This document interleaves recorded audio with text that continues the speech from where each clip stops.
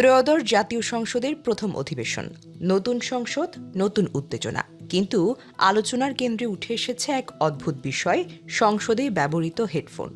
অধিবেশন শুরুর পরই কয়েকজন সংসদ সদস্য অভিযোগ তোলেন, হেডফোন ব্যবহার করার পর তাদের কান থেকে মাথা পর্যন্ত ব্যথা শুরু হয়েছে।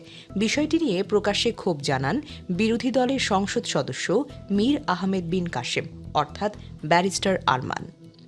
তার দাবি, সংসদে দেওয়া হেডফোনের সাউন্ড কোয়ালিটি নিম্নমানের এবং দীর্ঘ সময় ব্যবহার করাটা কষ্টকর। এরপরই শুরু হয় নতুন বিতর্ক এই হেডফোনের ব্র্যান্ড ও দাম নিয়ে।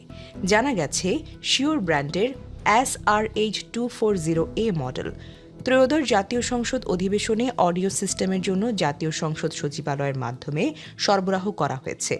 প্রধানমন্ত্রী থেকে শুরু করে স্পিকার সহ সংসদের ৩০০ সদস্যের জন্যই একই হেডফোন সরবরাহ করা হয়েছে। বিশেষজ্ঞদের মতে, হেডফোনটি ওই সিরিজের সবচেয়ে সাধারণ বা এন্ট্রি লেভেল ভার্সন।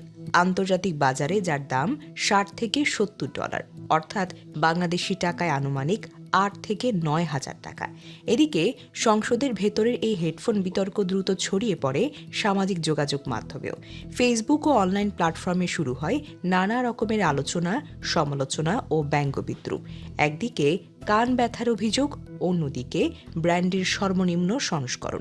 সব মিলিয়ে ত্রয়োদশ জাতীয় সংসদের প্রথম অধিবেশনেই হেডফোন এখন নতুন আলোচনার খোরাক।